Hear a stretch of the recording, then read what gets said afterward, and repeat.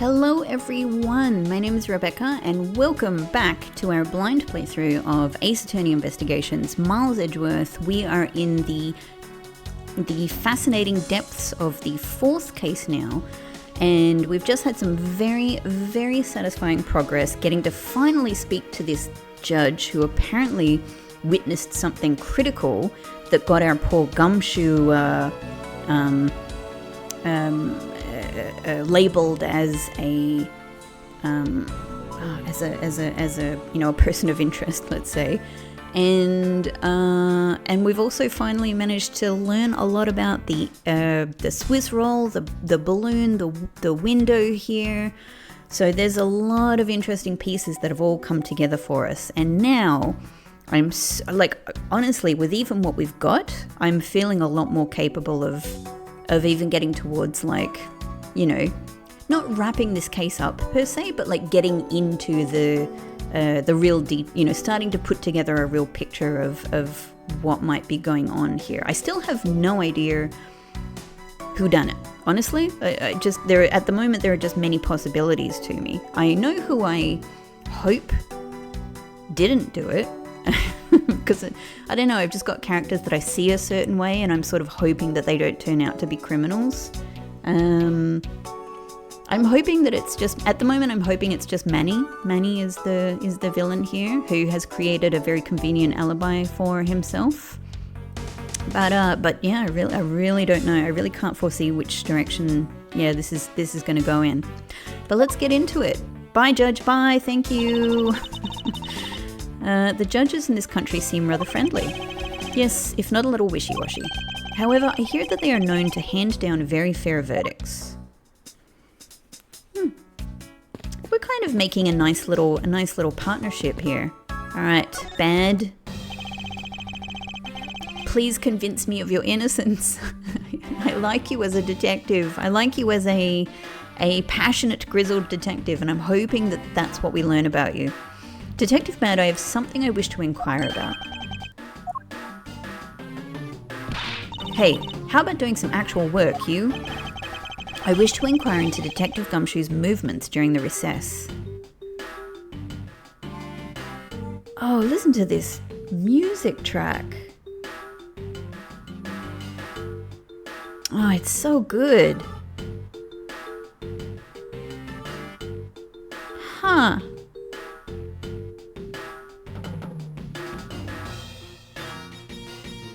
Oh, it's got so many things going on in it that remind me of so many games from my childhood growing up with the playing Amiga games, Amiga 500 games. So many interesting sort of instruments and style. Like patterns, and I'm not a musically minded person, so I don't know how to use the proper terminology. Anyway, I like it. It's giving me good vibes. I wish to inquire into Detective Gumshoe's movements during the recess. You're getting in the way of the investigation. I'm not going to keep up that voice. I just can't. It's going to kill my throat. So, but I'm just setting the tone. I've had an order from Mr. Von Karma himself. Plus, I still hold investigative authority. Do we have anything interesting to present while we're at it? Bonus, actually. Detective Bad, I'd like to ask you about this no, okay. I thought he might have something to say about police bonuses or something. What a narcissist. He'd rather look at his face than the evidence. Don't trust your eyes all the time, little girl. Yeah. What is he doing? I haven't figured this out yet. What's he looking at? I don't feel like he's looking at his cool face. Although he does have a cool face. What is he looking at? I can see the evidence. And keep an eye on the two of you with this mirror. Oh, excuse me. What? Then why don't you answer? Because I've got nothing to say. That's all. Understood. Why couldn't he have just said that at the beginning? Swiss roll? No. Okay. Maybe he does have nothing to say about anything. Will he have something to say about Gumshoe? No. Okay. Nope. Alright, I don't think there'll be anything else. Let's just get into it. Detective Gumshoe. So I hear you were the one who called for Detective Gumshoe to come down here. Faraday. That guy was just accused, you know? I just knew something was going to happen. My detective's instinct told me. A lot of good it did you. You couldn't even protect one lone prosecutor with it.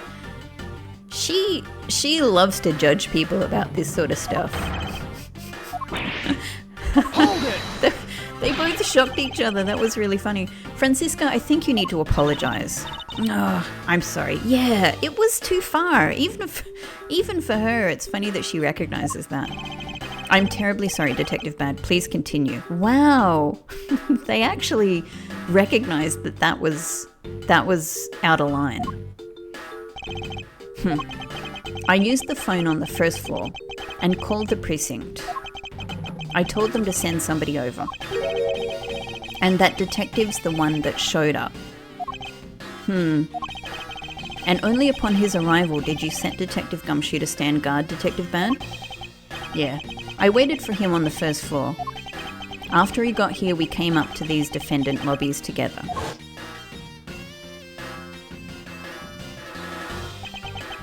As we entered this hallway, we ran into you. Not you, you. She told us, she had a laugh, and then she told us that Faraday was really mad. And that he'd dragged Rel off to lobby number 2 to have a word or something. So we're relying on her. It's looking bad. It's looking bad for Callisto, I've got to say. So we're relying on her accounting of events here after she came out of lobby number 1. Alright. Oh, Callisto. And that Faraday had said to not let anyone interrupt them. She's keeping everybody out of the room. Callisto. So what choice did I have? All I could do was tell the big lug to stand guard outside. And around what time did all of that take place? Let's see. I think it was about 30 minutes before I heard the gunshot. Alright. Plenty of time. After giving the big lug his assignment, he never left the hallway, not once. Oh? And how can you make such a claim? One of the guards out in this floor's main lobby swore to me he didn't. If the detective never left the hallway, then where did he disappear off to?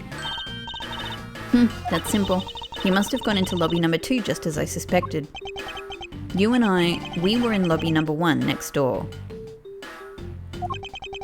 The only one without an alibi is Gumshoe.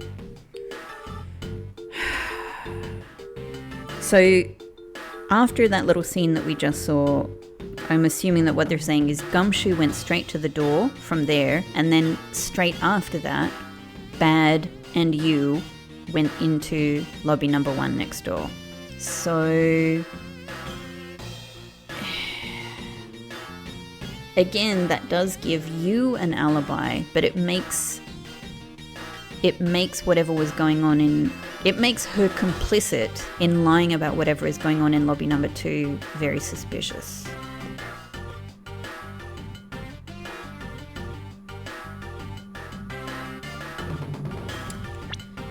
Maybe...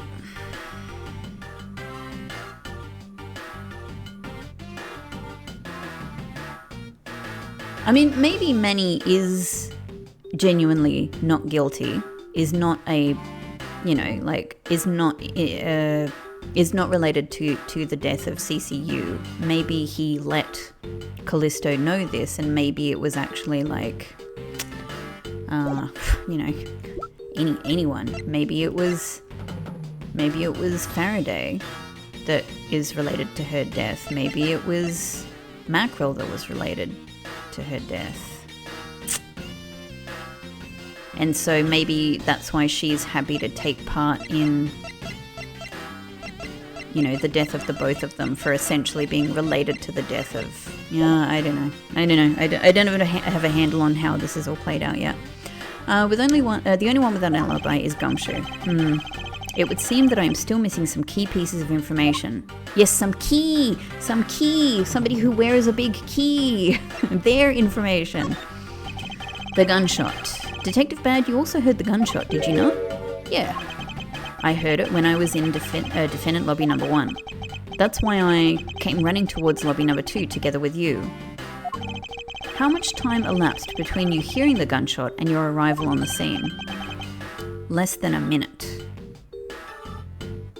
I mean, I would think you'd be able to do it even quicker than that, right? What were your movements upon hearing the gunshot? I grabbed the big lug who was just walking around in the hall and raced into lobby number 2. And that's when we discovered the bodies. In that order. That makes you the discoverer of the crime scene, right? Yeah, I guess it does, little miss. I am about to become a prosecutor very soon. You will treat me with the dignity I deserve or else. You wave that thing around anymore, and I'll have you arrested for obstruction, little miss. You wouldn't dare. Francisca, at some point somebody is going to dare. They'll be within their rights. Just joking. Nah. Detective Mad is really something if he can make Francisca behave. Are we about done? Is there anything else I should ask him about? Well, we know the time he heard the gunshot, right? He just told us. Maybe it's not an exact time. The place he heard the gunshot, he just told us. So, situation around the gunshot. I'd like to know a little more about the circumstances under which you heard the gunshot. Like I said, I was in lobby number 1 with you. I have nothing else to add. Well, his testimony certainly corroborates with what Mr. Yu said. Miles, you already asked him about that, remember?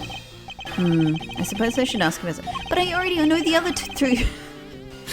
Every time one of these things come up where I get a choice of, where I get a 3 multiple choices, I end up going through everything and getting the correct thing last. There's every chance that it's going to happen again this time. But I feel like we kind of knew. I mean, both of these things and kind of all of these things. So quite frankly, I can't really trust my sense on this. I don't really know what specific bit of information they want to know. He just told us the time. He just told us the place. But I'm going to ask about time because maybe what we mean is more specific, time in more specific terms. I'd like for you to tell me the exact time you heard the gunshot. It was around the end of the recess and the trial was about to start again. I think. He was supposed to make time for himself to transfer the evidence he was holding. But I got the sense he wasn't going to show for the handoff. So I figured I should go get him or he'd be late. And just as I thought that, bang, the sound of a gunshot hit my eardrums. So he heard the gunshot right before the trial was about to restart, huh? There we go. Are we done here? I don't have any time to waste. Oh, come on. All you're doing is standing in front of this door doing nothing. I get the sense that he is somewhat investigating this crime scene. Somewhat investigating. Or rather, that he is keeping us under surveillance. But to what end? Detective Bad, may I ask that you cooperate with us just a bit longer?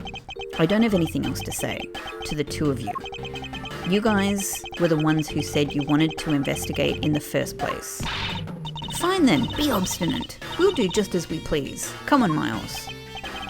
You may no longer be willing to help us. However, may I ask for the forensic scientist cooperation? I already have. Do as you like. Okay.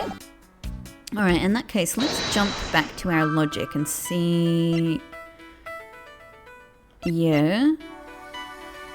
Surely can we connect to these two? Is that going to make sense? I mean, it makes sense to me, but it might not be the specific connection that we're after.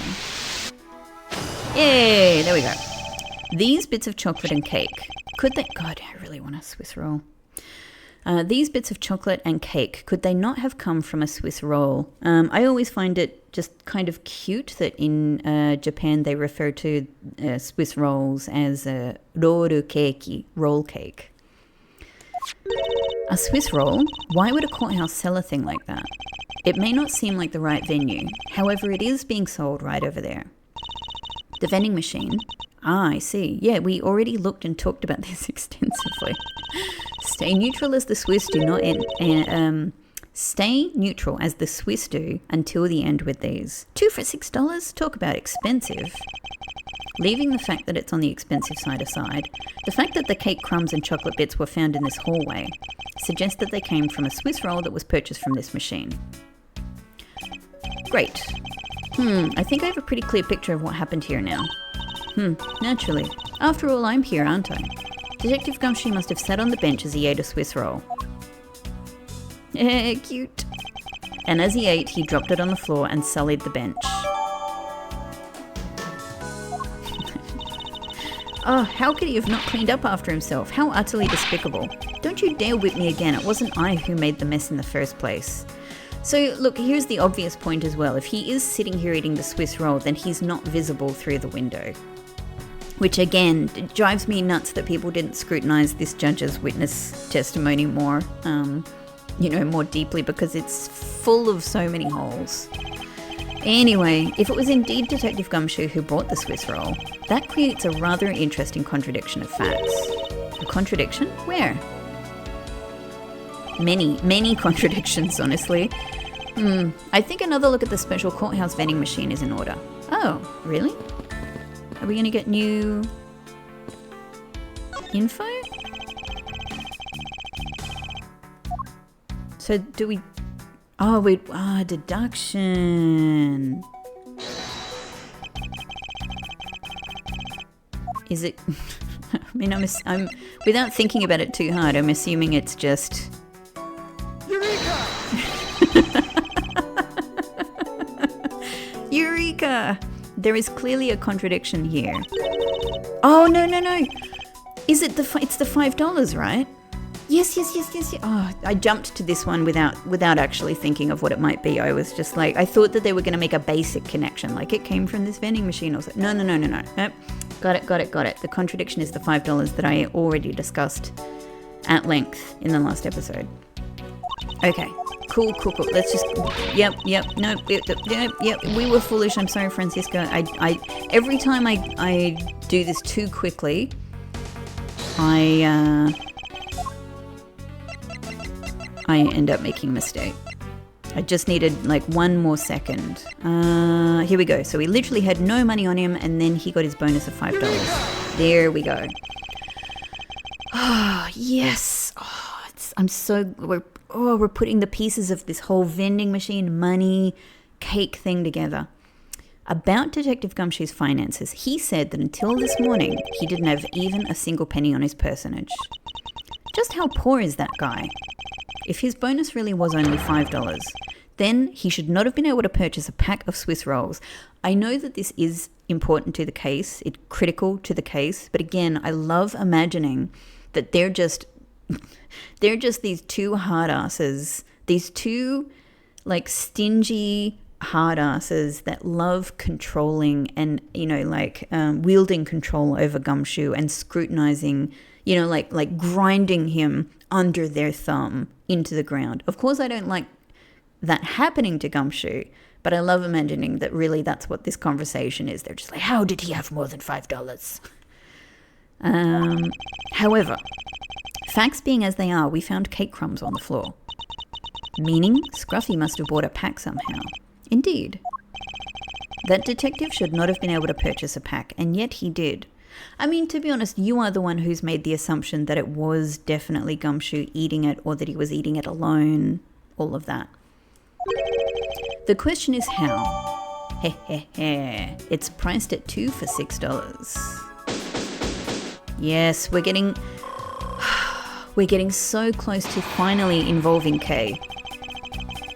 I believe I now have a very firm grasp on what happened here. That's what we said just before. Well, I do too.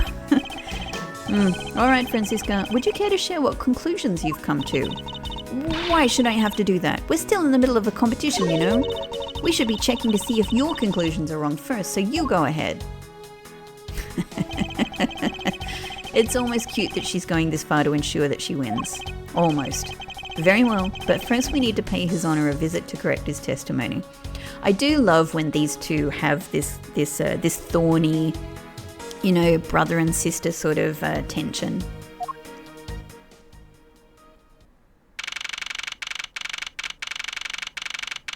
Oh, we're doing a face-off with the short little judge here. Oh, cool music. Your Honor, if I may, I'd like to test your witness testimony to see how it stands up. Do you doubt me? Am I your new suspect? Judge, your witness testimony has as many holes in it as Detective Bad's coat. But I don't suspect you. I just think you've made some huge errors and assumptions. In a sense, I suppose you could say that. Even you, a judge, are nothing but a common witness before a von Karma. Ooh, silence in the courtroom. Silence, I say. Mr. New Prosecutor recommended by Montfort... You bit your tongue again, didn't you? Mm-hmm. As a defender of the law, I could never give a false testimony. You can even place me under oath if you want. That's really just saying some words, isn't it? Very well then, your testimony if you please. Oh, face off with the judge! I love this. What I saw at recess. Sounds like he's a big kid. And he's talking about like school recess. During the recess, I went to the restroom. I am a human after all. There is a window on the hallway side. In other words, I could see into the hallway.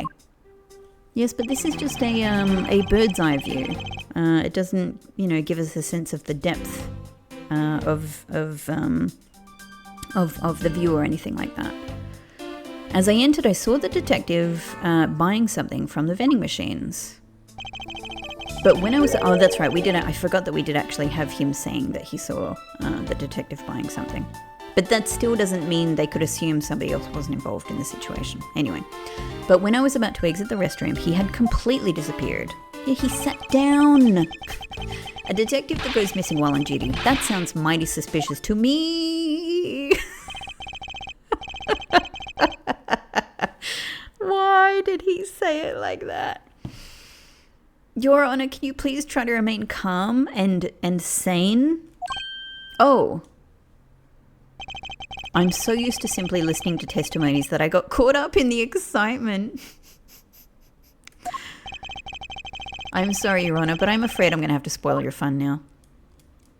Oh, but rebuttals and counter-arguments are all part of the fun, part of the excitement, right? Maybe he'll enjoy it.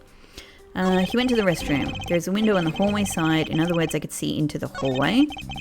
As I entered, I saw the detective buying something from the vending machines. But when I was about to exit the restroom, he had completely disappeared. A detective that goes missing while on duty. That sounds mighty suspicious to me. I have to press this. Your Honor, I ask that you please remain calm. No. I am perfectly calm. Oh my god. This is so odd. This is just so odd. Like, none of this is an expression of being excited or nervous. It's just... crazy. You're being anything but perfectly calm. It appears that His Honor could not have been mistaken in what he saw. I suppose so, given his line of sight. However, Francisca, why do you suppose our lines of sight are so different? If you're referring to my height... Can't you hold that whip still for just a second? Now, about His Honor's testimony. Yeah, they're giving you a big hint there. In this case, I have needed it many times previously, but in this case, I'm very confident in what our argument is. If it's that important, why don't you hurry up and tell him already? I will, but I just had to press that statement where he says me hilariously. I will, but there is one more thing I need to do if I am to correct His Honor's testimony. I am going to need to retrace Detective Gumshoe's movements. Oh, okay. They're giving us a big clue. There's a window on the hallway side, and otherwise I could see into the hallway. Well, let's press this to see if we can actually flesh out, some information about the limitations here. Your Honor, did you really go to the men's restroom? What is the meaning of that statement? I simply meant that perhaps you went to a restaurant room on a different floor. I had to go for such a long time. It was all I could do to dash to the closest one to the courtroom. I suppose that's only natural given his circumstances. I ran from the courtroom through this floor's main lobby and down the hallway. Once you enter, you can see there's a window just above the urinals. And it was through that window that you witnessed Detective Gumshoe, Your Honor. Yes, exactly! Your Honor, there is no need to yell. I can hear you just fine. So it's meant to be him yelling? It doesn't come across as yelling. Oh, I guess I put a little too much into that last answer. Now then, let's continue with the testimony. As I entered, I saw that detective buying something from the vending machines. I think that what they're implying is that we need to press these statements anyway. Are you sure that the person you witnessed was Detective Gumshoe, Your Honor? Yes, I'm absolutely sure. It's hard to miss someone of his stature, even from as far away as the restroom. Besides, I can't think of anyone else with that kind of hairstyle and big beige coat. Well, I was simply wondering if you were mistaken in what you saw. What? Preposterous. My eyes are sharp as can be, ready to see through lies to the truth. Although recently things do seem to be a bit fuzzier than they used to be. Clearly his eyes are not the only things that have gone fuzzy. But allow me to say with all the honour and dignity of a judge, I am not mistaken in what I saw. I don't really believe that you are. It's just mistaken in your thinking about it. But when I was about to exit the restroom, he had completely disappeared. So let me just check what we actually have on this. I don't think we have... Yeah, so this is going to be the thing, right? It's going to be that he sat. We could potentially present this right here.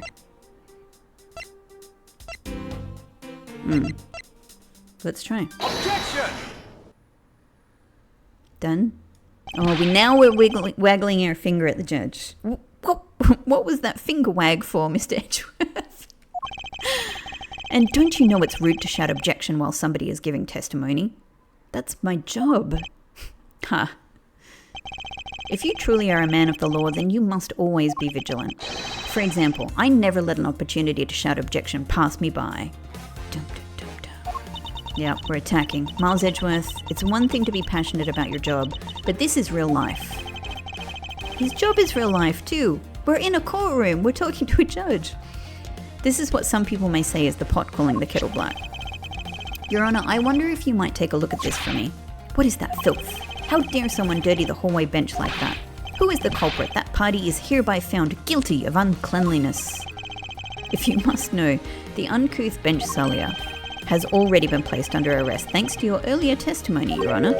Oh, well that's good. But who was it? We were able to discover something from the smudge on the bench, namely Detective Gumshoe's fingerprints. Not happy with committing just murder, he had to go and dirty the courthouse too? Guilty! Your Honor, please calm down. He cannot, Edgeworth, he cannot. While it's true that the detective is the one who made the mess on the bench, we have not yet established that this action is related to the double murder. What do you mean?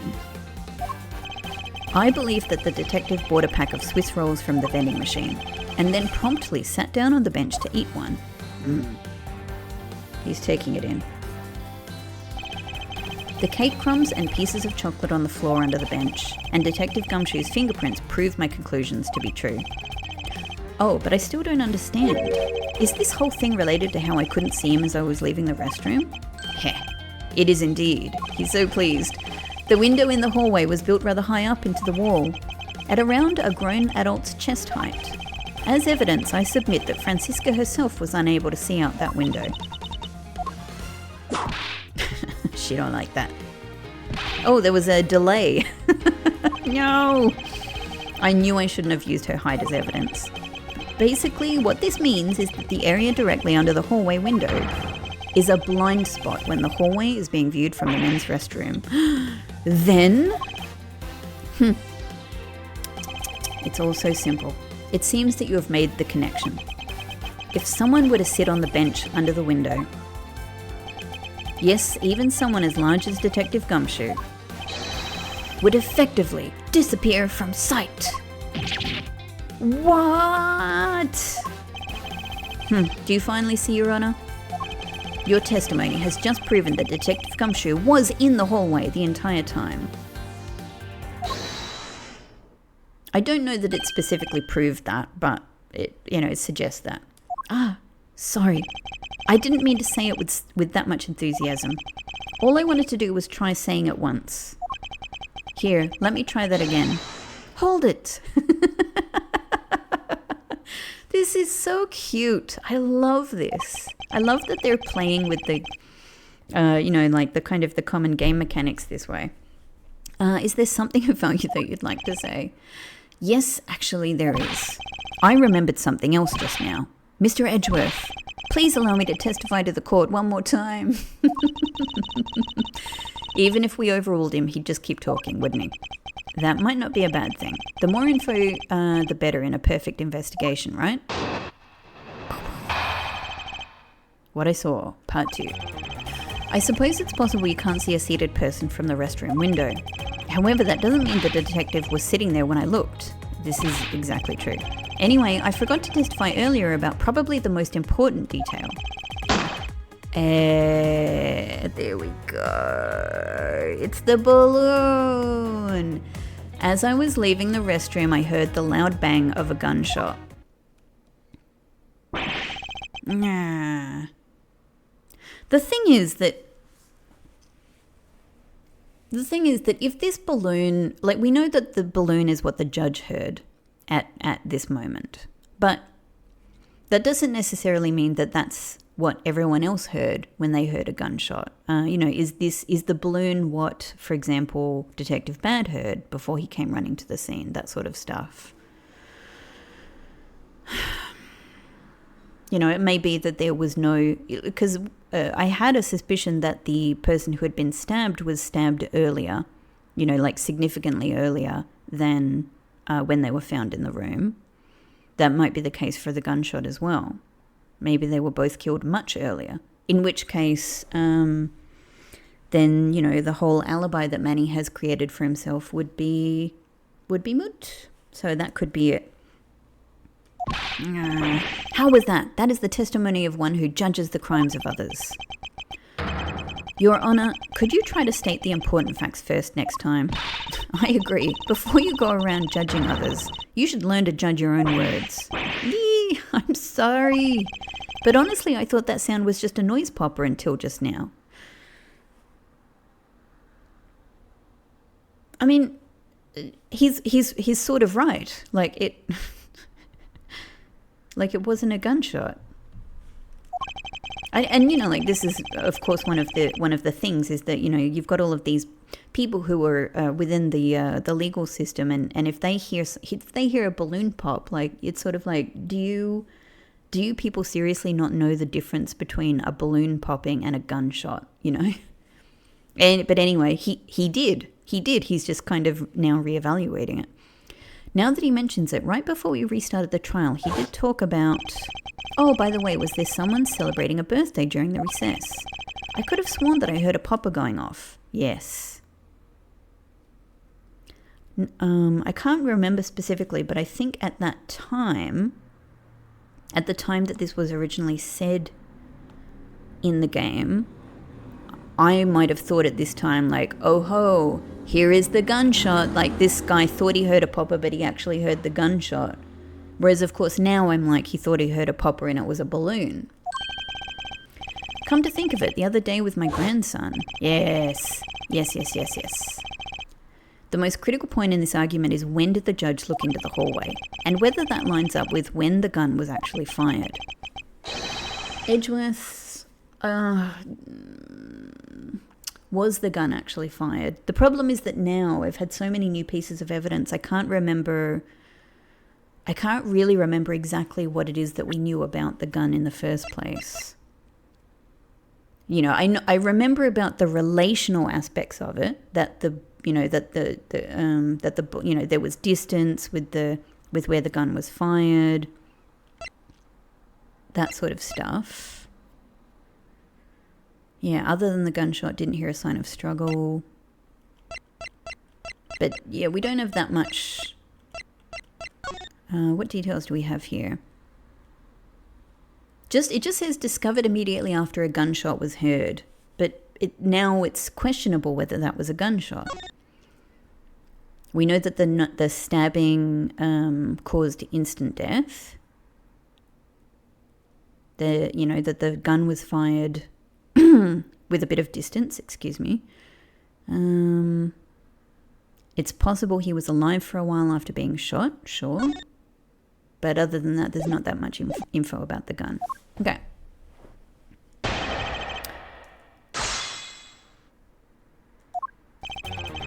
I suppose it's possible you can't see a seated person from the restroom window. However, that doesn't mean the detective was sitting there when I looked. Anyway, I forgot to testify earlier about the probable most important detail. I love his shocked face. As I was leaving the restroom, I heard the loud bang of a gunshot. Well, Judge...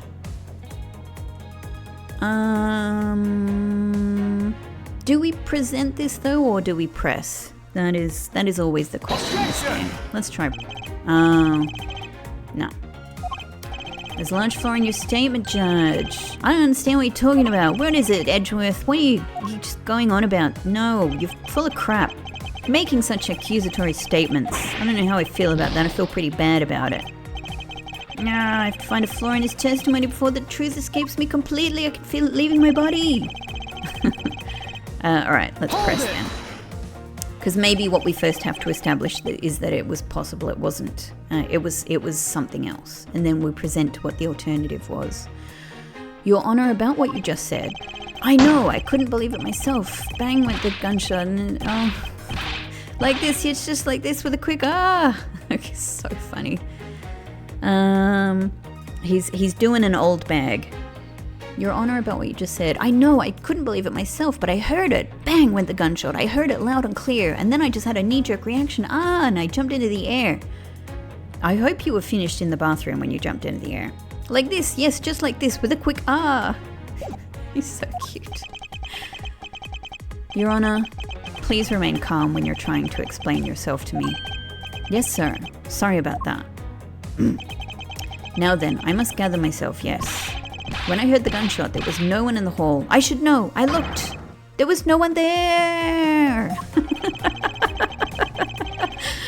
This judge's emotion circuits appear to be stuck on overreact.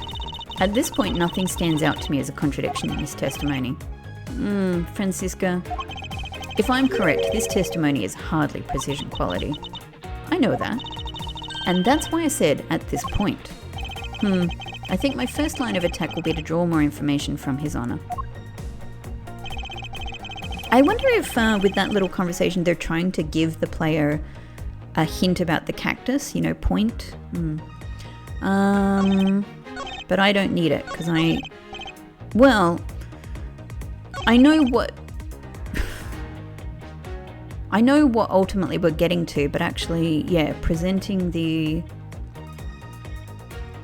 So there was no change to the testimony with pressing there. And obviously presenting the balloon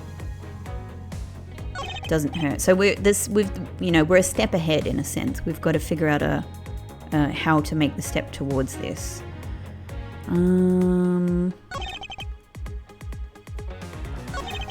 But I don't know.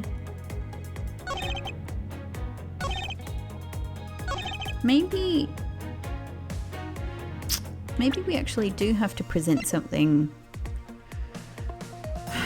about the gun. Is it to do with the timing?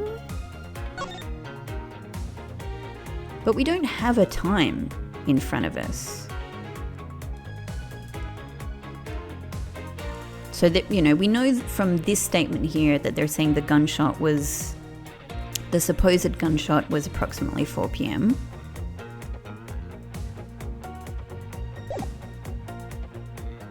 But what else do we have in the judge's statement. Detective Bad's testimony is that he heard the gunshot right before the trial was about to start again. So is this it? Objection! Nope. Nope. Your Honor, by my account, there is absolutely no contradiction here at all. Really? Well then, I guess we're still alright. Please continue with the testimony. The two of them overruled me.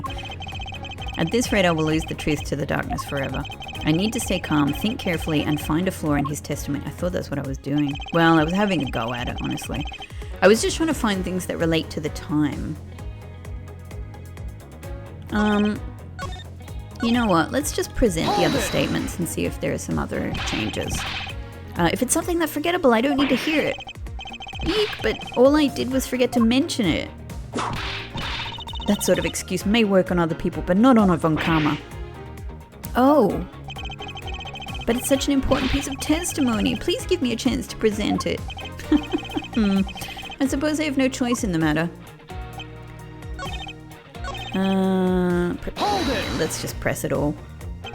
As we established, you went to the restroom during the recess. However, at what point in the recess did you look into the hallway? Oh, so this could be where we get information on the time. After I called, because he said he called for a recess and ran to the bathroom, right? So presumably well, I don't know. I mean, I don't know how long a typical recess is. I handled the change of prosecutor paperwork, maybe about 20 minutes until we reconvened. Okay, there we go. Please amend your statement. Just as I expected. What were you expecting? As I demand to know what the all-knowing smile is for. Your Honor, that statement you made just now is very important. I'd like for you to append it to your testimony. Oh, right, if you insist. Let's see, I looked into the hallway about 20 minutes before we were to reconvene. Alright, here we go. Objection! Judge, baby, judge. I cannot allow you to make an objection. What? Your Honor, I'm really sorry, but I cannot allow you to not allow me to make an objection. Gads, I've been overruled. Your Honor, there are simply too many holes in your testimony for my taste. What do you mean by that? You claim that you heard the gunshot during the recess, but that is simply not possible. Mr. New Prosecutor recommended by Manfred von... Instead of biting your tongue, why don't you... I missed that one. Why don't you what? Why don't you bite your tongue on those preposterous names? Instead of biting your tongue, why don't you bite your tongue on those preposterous names? Oh, I guess she means don't say them. Yeah. I see you have no mercy for the elderly either, Francisca. Don't talk back to me unless you want to be whipped in the back. With your height, you'd need a stepladder or 4 to accomplish that. Mr. Edgeworth, my ears are not that far gone yet, and I'll have you know, I can still hear just fine. And I heard the sound of a gunshot loud and clear with my own 2 ears. Your Honor, I have here an interesting bit of testimony. It's from Detective Bad, and according to him, he heard the gunshot right before the trial was to start again. So in that case, it does sound like we have 2 bangs, essentially. And so the one the judge heard is the balloon, and then later on there was another gunshot. That's how it seems like it's going. What did you just say? Your Honor, you just said that you heard the gunshot about 20 minutes before we were to reconvene.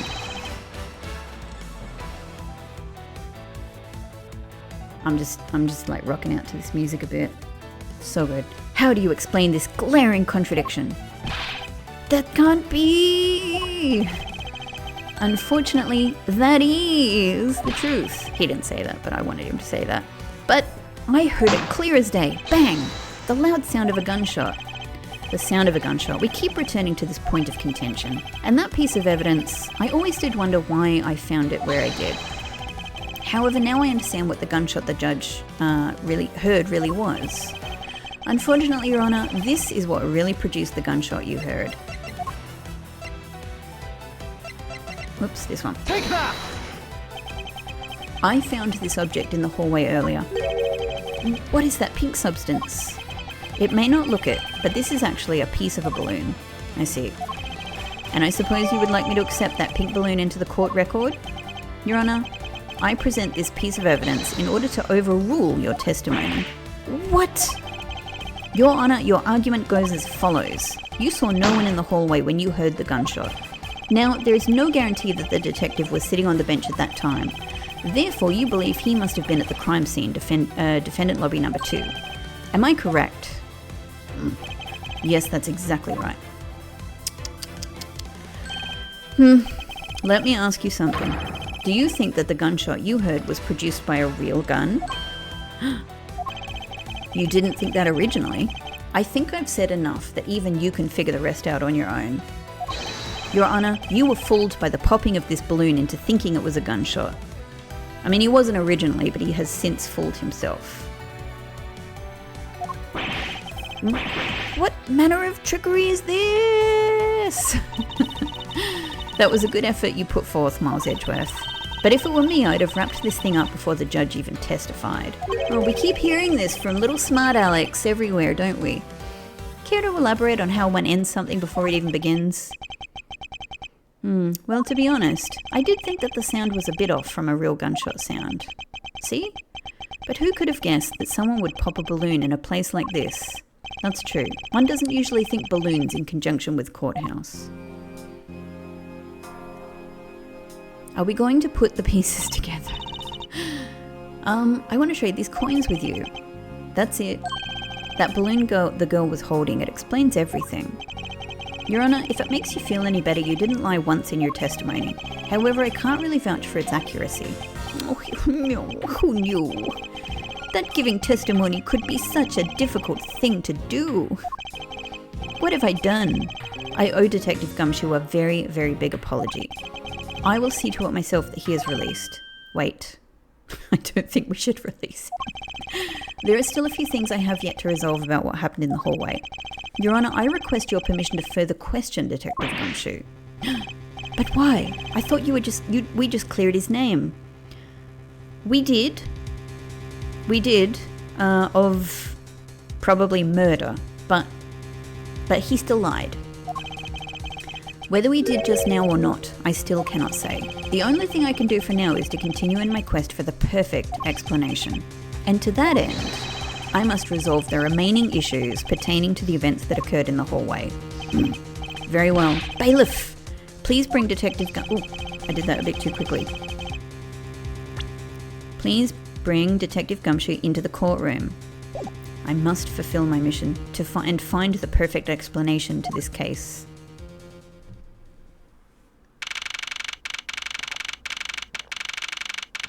Oh, I'm so glad there was a nice little tea drink spot there for me. I'm having a lovely Lady Grey with some honey, actually.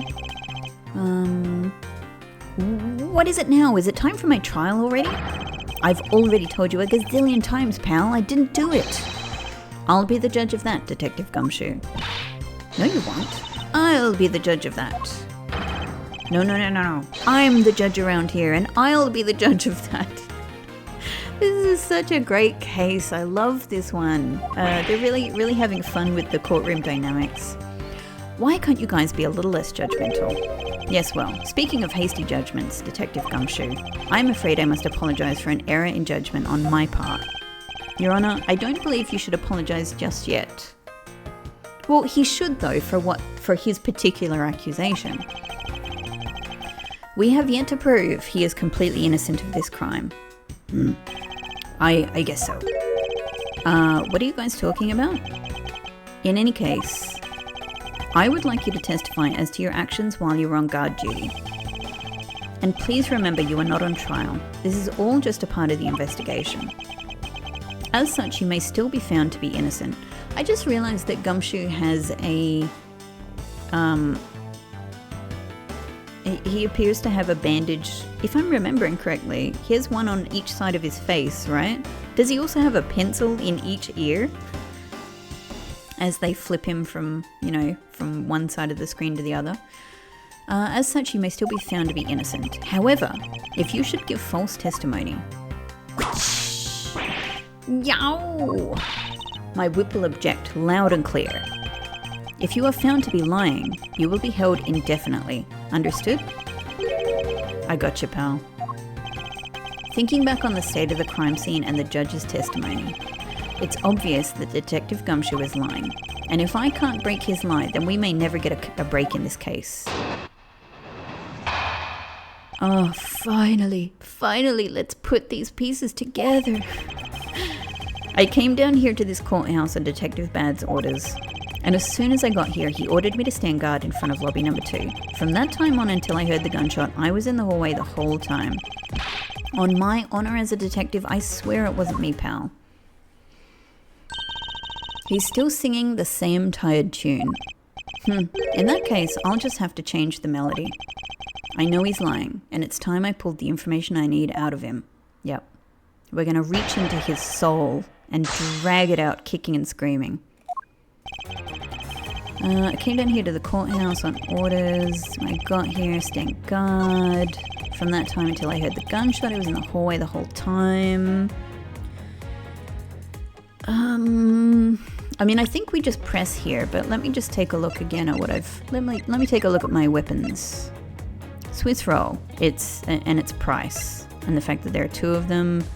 You know, you sat down on the bench. The balloon...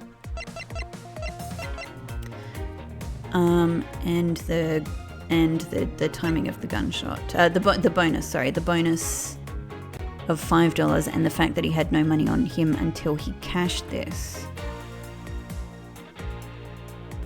I don't think that I guess the no money thing was only important for what we did previously. It's only important to establish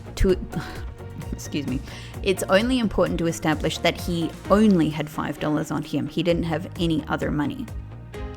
I had thought originally when we saw this that it might be that he left to cash this, but it doesn't make any sense. So we can assume he cashed this before this incident, I suppose. So this establishes that he only had $5.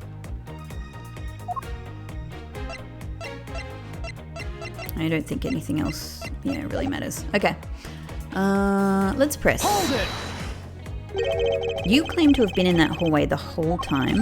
However, is it not a fact that you did something while you were in that hallway? Of course I did something. I guarded the door to lobby number 2, pal. What else? Very well then. And what exactly does guarding that door entail? Well, to put it simply... Oh, I know. It was my job to stand in front of the door without moving an inch. Oh. Detective Gumshoe, you mean to tell me that you didn't take a single step away from the door to lobby number 2? Is that really what you wish to testify to the effect of? You got it, pal. I didn't take a single step away from that door, just like I was ordered to. We all know you ate Swiss roll. Why is everyone so quiet all of a sudden? Because we are all in shock.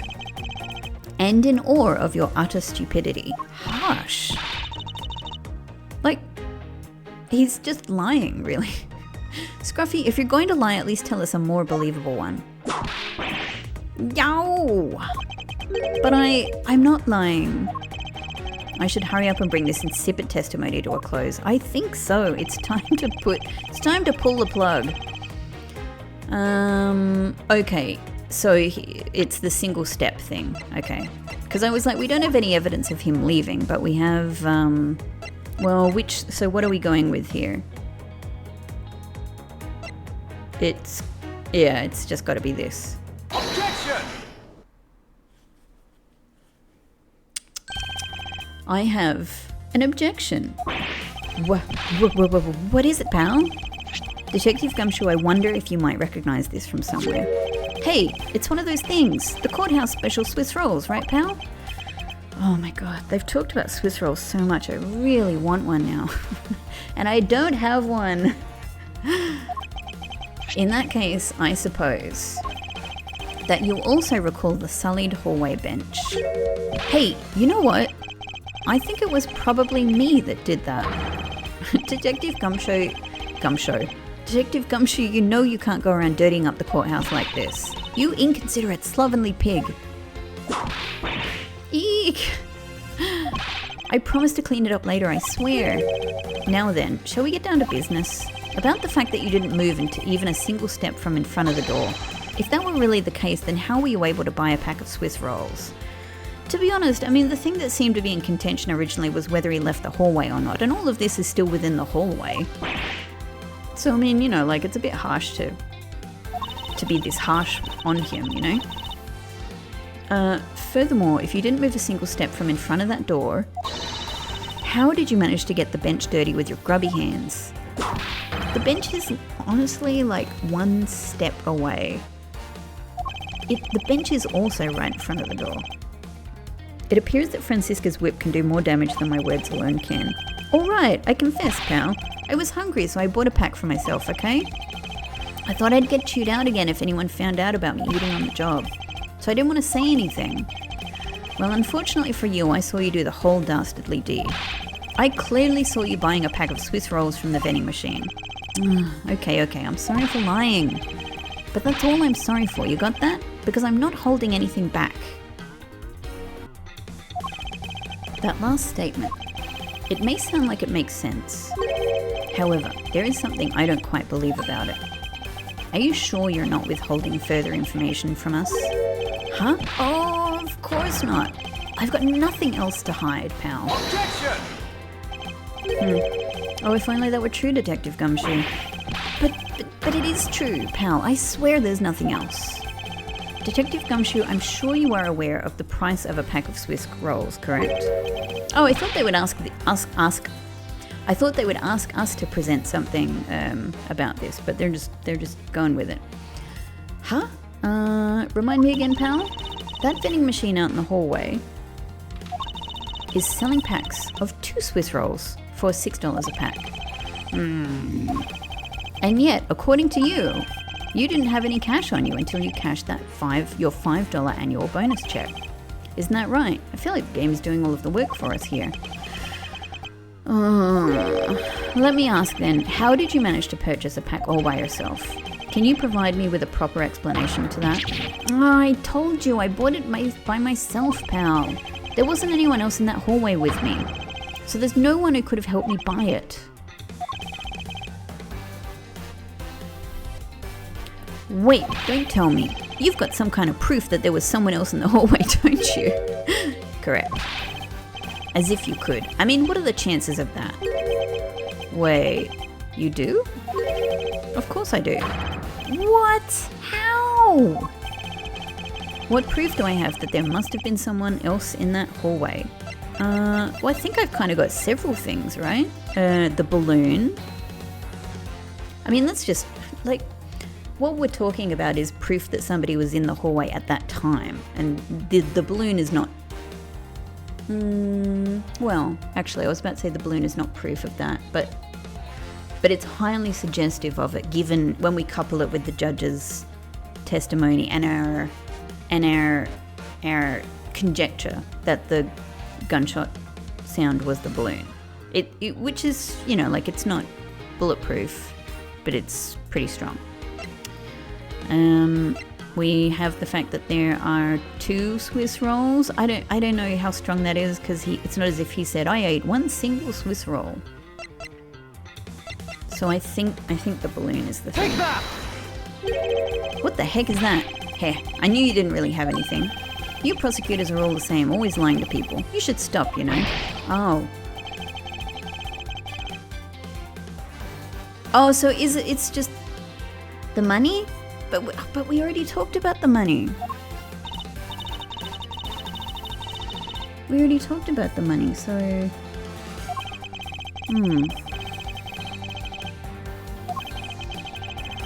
Oh, sorry, I was... I was thinking about the evidence and missing reading out the lines. Anyway, because if he was truly alone all along, then that piece of evidence should not exist. Well, I thought that was the balloon, honestly. What proof do I have that there must have been someone else there in the hallway? I guess this. Take that! Hey, you showed that to me not 2 seconds ago, pal. I think you're under the mistaken impression that I bought this pack of rolls. Wait, if you didn't buy it, then that means you must have stolen it. You thief! I would never do such a thing. All you liars are the same. You start out as thieves. You're under arrest, pal. I believe you meant to assert that all thieves start out as liars. And in that case, what does that say about you, detective? This particular Swiss roll was dropped by a certain someone.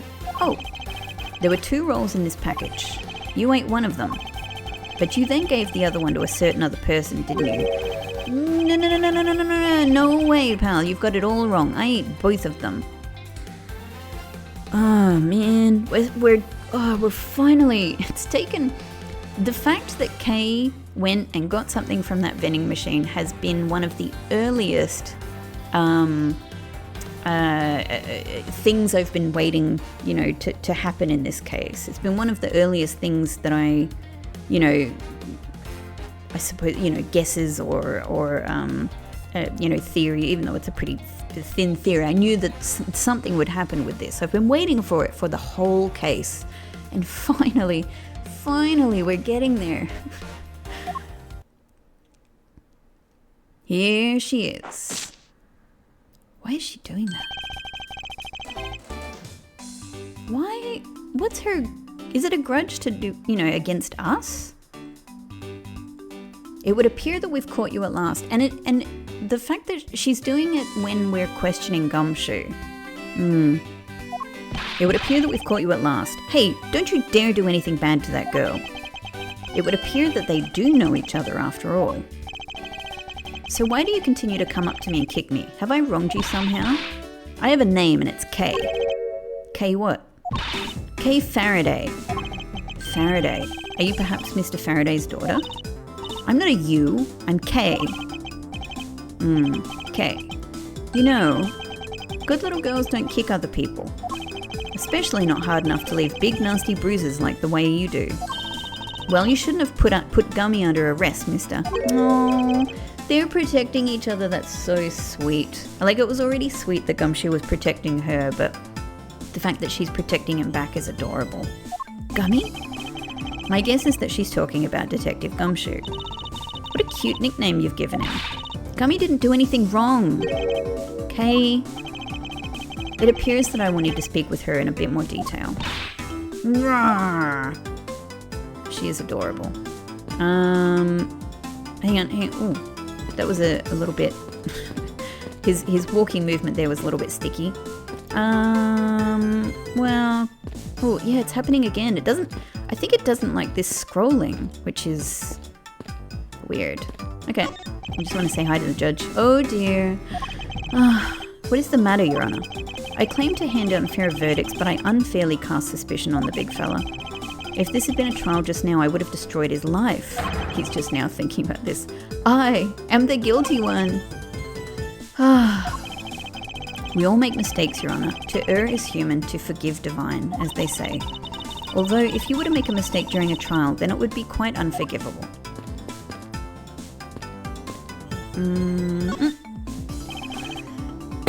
Excuse me. Now then, Kay. She's like a stray cat. I wonder if I should feed her something. Oh. Are we giving her the packet of Swiss rolls? Take that! Kay, I promise to give this to you if you calm down. Oh, a Swiss roll. I actually thought it was just a packet, but it actually has her Swiss roll in it. Huh. It really belongs to you though, doesn't it? I mean, I know it's visible there, but I thought that was a picture of a Swiss roll on the packaging, It really belongs to you though, doesn't it? Yeah. I was saving it for Daddy. Oh, that's extra sweet. No. I just realized that we're talking to this child and her father is dead. Oh. Edgeworth, can I trust you? And I think, unfortunately, the answer is that I can't. Can I trust you to handle this sensitively, which you did not do with Lauren, when she discovered her father had just died. And now that was an adult, estranged daughter. This is a child, just his daughter. Can we please handle this well? I mean, somebody already should be taking care of this child. Oh my. Your father, he's... don't you say another word, pal. She doesn't know yet.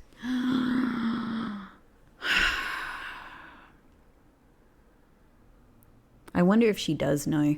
But, either way, obviously this is a big part of the reason why Gumshoe is protecting her.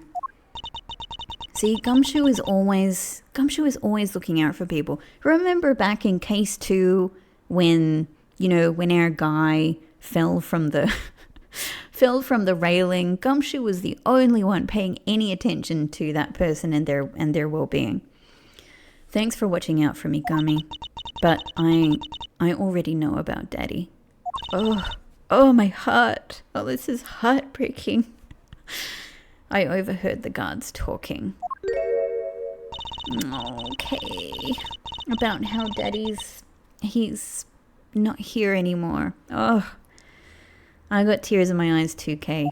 It's a sad moment. That's so sad. This is so sad. She's a baby. She's a child. Look at how much of a human Gumshoe is. I'm sorry. I couldn't protect him. I swear, Edgeworth. I swear to God. Please handle this sensitively. Okay.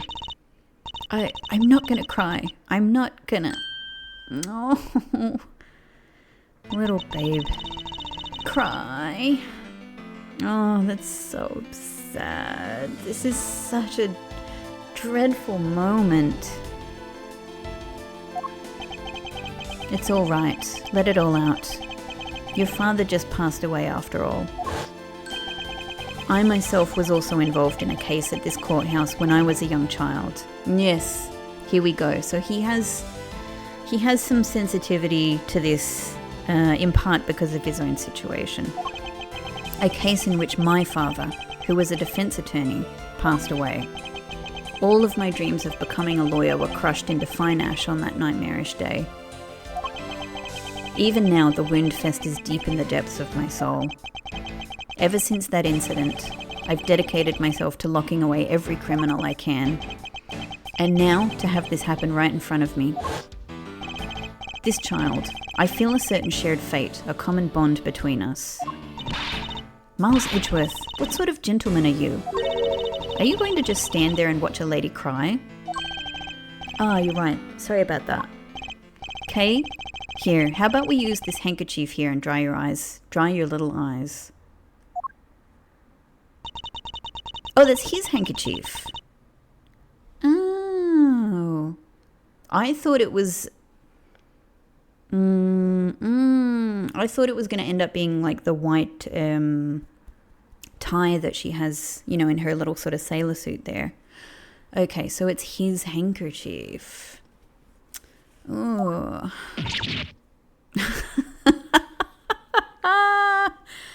Oh my God. This is obviously so genuinely sad, but that is freaking adorable. Well, maybe actually it's not the handkerchief. Maybe it's his original cravat and it's now covered in like tears and snot. So maybe he takes it off and gives it to her. That is so good. What an amazing picture. Okay, I'm just having a look at her bag as well. Because, when you get pictures like this, you look at the extra little details that you get given. I don't know if that's going to be important. But it is a cool/conspicuous backpack that she's got there. No, my cravat, don't blow your nose on that. Her father just died. Let her blow her nose on anything she wants. I feel better now, thanks. Oh, okay. All right. We're done with the sad portion of the case. Back to the wacky music. Kay, are you going to be all right? Yep. I'm already alright. What? No, you're not, Kay. You're gonna be really messed up for a while. Somehow I highly doubt that, but I'm not going to push it. I promised Daddy I'd never cry in front of strangers. And you're a good kid, aren't you, Kay? You always keep your promises, right? That's right. Even if I can't see Daddy anymore, I'm still going to keep all my promises. Oh, that's a bit, I don't know, that's wrenching. You're a very brave girl, Kay. But you know, obviously the game, we've got to get on with the game, so we'll, you know, let's just accept it. You're a very good child for keeping your promises, the promises you made to your papa. But at the same time, you should be as upset as you want to. You've just lost a parent. I'll even testify that you didn't cry, just for you. That's as kind as Francisca gets, I guess. Thank you very much, lady. It's nothing. I'm only telling the truth after all. It would appear that because her father was a respected prosecutor, Francisca is sympathetic to Kay's feelings. Well, I know it's a very sad moment for you and you've just lost your father, but would you like to see my badge? Oh, Daddy showed this to me before. Well, he was a prosecutor too, so it's only natural that he had one as well. Daddy would pin this badge on me a lot, just for fun. Pinning a prosecutor's badge on a child for fun. Yeah? Daddy said that if he put it on his clothes, a scary prosecutor would get mad. He also said that hang on. Did I read that wrong? If he put it on his clothes. He also said that the scary prosecutor said it was more fashionable to not wear it. I wonder who that scary prosecutor could be. I wonder, could Kay be talking about Mr. Von Karma? Alright, let's finally get into being able to ask Kay some questions anyway that are going to be very revelatory. Kay, what kind of person was your father? Daddy was a hero of justice. His job was to catch all the bad people in the world. So to you, a prosecutor is a hero of justice, huh? He's feeling chuffed. I suppose we are in a sense, as we are the ones who seek guilty verdicts for criminals. Plus, you know what? Whenever I came to the courthouse, Daddy would buy me my absolute favourite treat, Swiss rolls. Oh man, I'm really feeling hungry for Swiss rolls now. I want to be a hero of justice someday, just like Daddy. So I've been working really hard. I see. And what have you been working hard on? I've been working hard to keep all the promises Daddy and I made together. Alright, so this promises thing is actually very important. Is this going to relate to the Yatagarasu? A promise notebook. May I take a look inside, Kay? Sure, okay. Maybe her dad was the Yatagarasu. Maybe, yeah. Maybe it's not my Queen Callisto. Let's see. It appears to be an exchange diary of sorts between father and daughter. Mr. Faraday's writing conveys a sense of the kind of man he was. This little notebook just might come in handy later. Can I look at it right now? Can I look at it right now? Exchange diary between Mr. Faraday and Kay. Okay, here we go. Never take things from a stranger. Well... Okay, so first off, I mean, she took a Swiss roll, but I suppose she helped pay for it, so maybe that doesn't count. But also, she's at least now trying to be the Yatagarasu, and that's all about taking things from a stranger. Never go anywhere with a stranger. Always greet people with a smile, even people you don't know. Never cry in front of strangers. Always try your hardest to learn about things you don't understand. Daddy's job is to make sure that everyone follows the rules. Kay, be a good girl and promise that you'll keep your promises to me, okay? Love, your Daddy. Okay. Okay, alright. Got it. Thank you for showing that to me, Kay. I hope you'll continue to work hard and become a hero just like your father. I'm gonna try. Hey, Kay, so I'm a detective that catches the bad people, right? That makes me a hero too. Yes. Yeah, you're really cool too, Gummy. Oh my god, I love these two. It's my favorite new pair. Yeah, aren't I, Kay? What is with the two of them? They're buddies. They get it. I hand down verdicts of justice, so that makes me a hero too. Yes, and thanks to your oh so heroic testimony, you almost painted that detective as a vile criminal and sent him off to jail. I'm really sorry about that. Gummy is not a bad man, okay? That poor judge. He's being treated like a vile criminal rather than a hero of justice. It appears that you and Detective Gumshoe are good friends, Kay. Yeah, we're friends. In that case, would you mind telling me a little more about him? So I take it that you ran into Detective Gumshoe earlier. Yep. I was on my way to see Daddy when I saw Gummy standing there. He was standing in the hallway staring really hard at the vending machine, so I said hi. And when was this? Before everything got crazy. How long were the two of you together? We only talked for a little while. And then we went on our own ways. That's right, pal. Kay and I only talked for a little while, and that's it. Oh? Which means... We have now confirmed that Kay was in the hallway during the recess, isn't that right? I'm just now thinking, alright, so I've been kind of set on, my focus has been on this whole vending machine thing. Kay in the hallway, Gumshoe covering her for her, etc. But now I'm thinking, if I follow this thought a little further, and because of what she just said, you know, and then we went our separate ways. So I'm thinking, well, what were your separate ways? What would her separate ways be? Wouldn't she want to go and see her father? I mean, we never saw Kay come back into the sort of the main lobby area. So maybe that's actually what Gumshoe knew. Maybe he knew that he let her in to see her father. It would be a bit weird, but I can see it as a possibility. You got me! I told you to stop picking on Gummy, mister. Very well then. I'll just have to speak with the good detective in private later. Were you the one who bought this pack of Swiss rolls, Kay? Well, I didn't really have a lot of money. And I somehow made $1 out of all the pennies and quarters I had. Okay. Okay, so it makes sense that the coins that she had were actually really small coins. And so she didn't have enough, right. So that's why she had to get them changed into a note. It's a bit tricky because, you know, coins versus notes is obviously very different in different countries and different times. And, I mean, in Japan, you know, pretty much any coin is going to be fine to put into a vending machine. So, you know, I'm picturing that she had things, you know, like 100 yen coins. I know in this localized version, they've changed it into American money, but yeah, you know, but that's not the intention of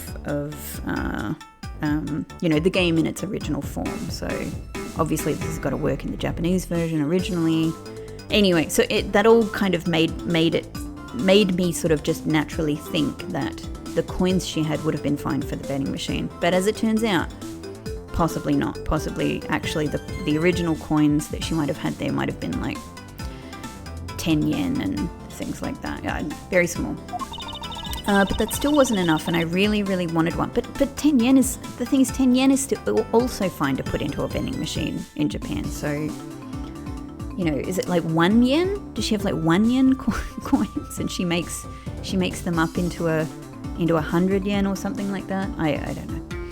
Anyway, but that still wasn't enough, and I really, really wanted one.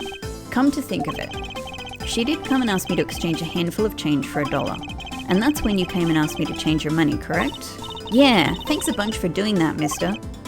Sure. But let me ask you, even with that $1, you still didn't have enough, correct? Well, that's why... Hey, if you bully Kay anymore, I'm gonna have to arrest you, pal. Need I remind you that you're the one under arrest? Already under arrest? Yow!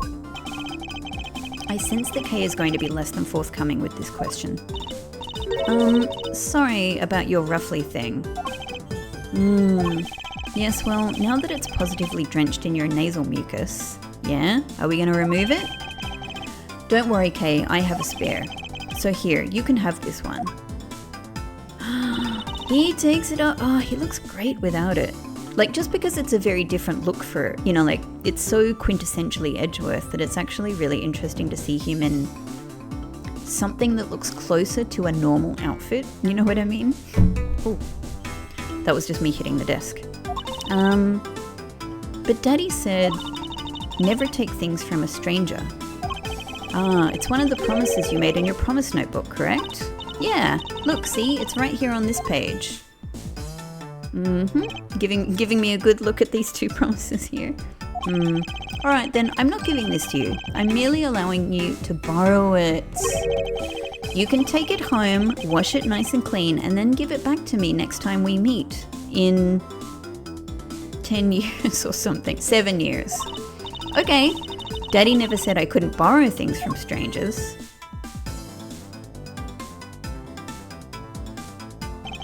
It looked like we just put the same one back on, but because she was still holding out her hands to receive it. Now then, Detective Gumshoe. Uh-oh.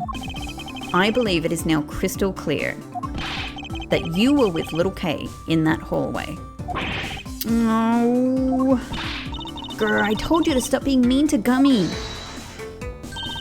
Miles Edgeworth, there is still something you have yet to resolve. I beg your pardon. You still haven't offered an explanation for why that man would lie to us. That's, well... Gummy, don't tell me you lied for my sake. Hey, don't worry about it, Kay. Everything's gonna be okay. This guy is gonna be an amazing dad one day. Oh, so that's why. Edgeworth, have you only just figured this out? So what was the Detective Gumshoe's motive for lying? If you can't explain that, then you can't call this a perfect investigation. His reason for lying is very simple.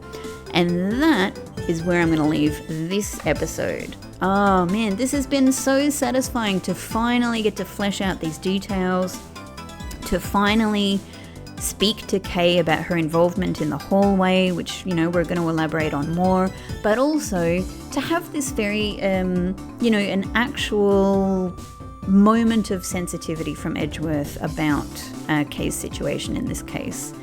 So thank you so much for watching, and I'm looking forward to bringing this section of the investigation to conclusion in the next episode. So this is where we're really going to progress to the next stage. So I'll see you then. Thank you for watching. Bye-bye.